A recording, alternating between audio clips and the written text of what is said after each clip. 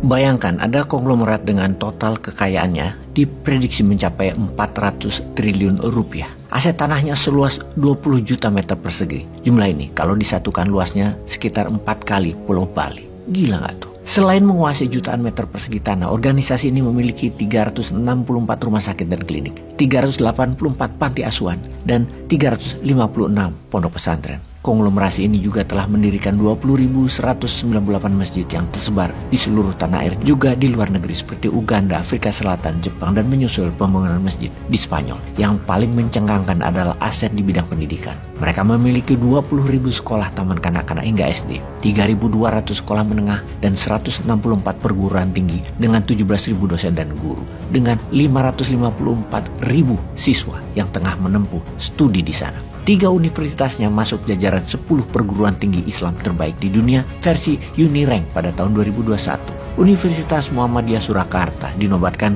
di peringkat ketiga terbaik di dunia di atas Universitas Antarbangsa Malaysia dan Iran, University of Science dan Teknologi. Sedangkan Universitas Muhammadiyah Malang dan Universitas Muhammadiyah Yogyakarta berada di ranking ke-6 dan 8 terbaik di dunia. Benar, kita bukan membicarakan tentang aset seorang konglomerat semacam Prayogo Pangestu atau Khairul Tanjung atau Sembilan Naga. Kita bicara tentang sebuah organisasi keagamaan non-profit, organisasi massa ormas Islam terkaya di dunia, Muhammadiyah. Bagaimana Muhammadiyah bisa sebesar dan sekaya itu? Perkembangan Muhammadiyah yang mulanya dari sebuah madrasah sederhana di kampung kecil Kauman di Yogyakarta sering sekali menjadi bahan riset dan diskusi para intelektual internasional. Seorang profesor antropologi sekaligus pengamat Islam asal Boston University Amerika Serikat, Robert Hefner, pernah mengajukan Muhammadiyah untuk meraih Nobel Perdamaian pada tahun 2019.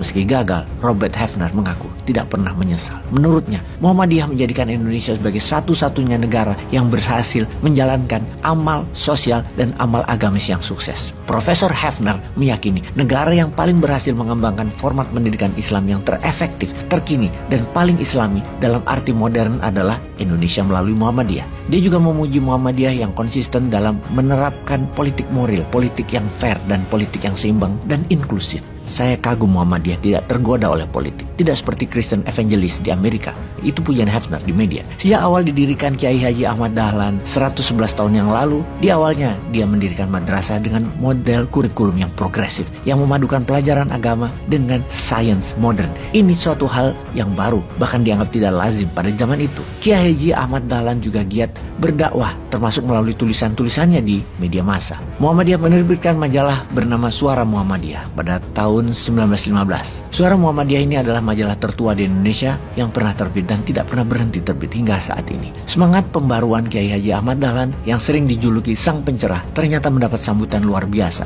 Muhammadiyah menjadi tempat berkumpulnya para filantropi muslim yang rela mewakafkan harta, tanah maupun ilmunya untuk dikelola Muhammadiyah. Soal wakaf dan zakat adalah soal kepercayaan, dan hal itulah yang dijaga betul oleh Muhammadiyah. Kepercayaan dalam pengelolaan aset wakaf dan zakat para donatur itu pula lah yang menjadi salah satu kunci berkembang pesatnya organisasi Muhammadiyah. Pendidikan yang membentuk logika berpikir yang kemudian akan menjadikan output berupa akhlak dan adab adalah motonya Muhammadiyah. Sesuai juga dengan penggalan kata-kata Kiai Haji Ahmad Dahlan yang populer, teladan yang baik adalah khotbah yang paling jitu. Sekali lagi, teladan yang baik adalah khotbah yang paling jitu. Jadi bukan kata-kata, tapi perilaku. Baru-baru ini Muhammadiyah juga merambah bidang perhotelan dengan mendirikan Suara Muhammadiyah Tower dan Convention di Yogyakarta. Hotel ini dibangun secara mandiri tanpa sepeser pun hutang dari bank. Langkah ini menandai dimulainya dakwah Muhammadiyah di bidang ekonomi. Setelah menjadi pionir di bidang pendidikan dan karakter building, tampaknya Muhammadiyah juga ingin menjadi role model dalam membangun sarana umum.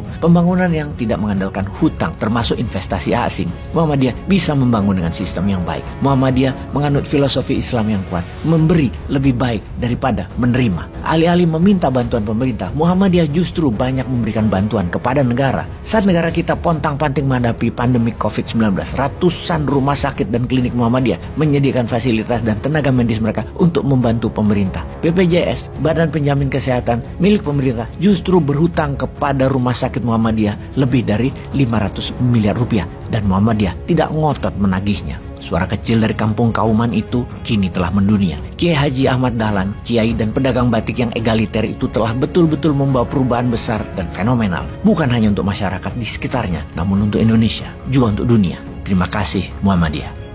Peace.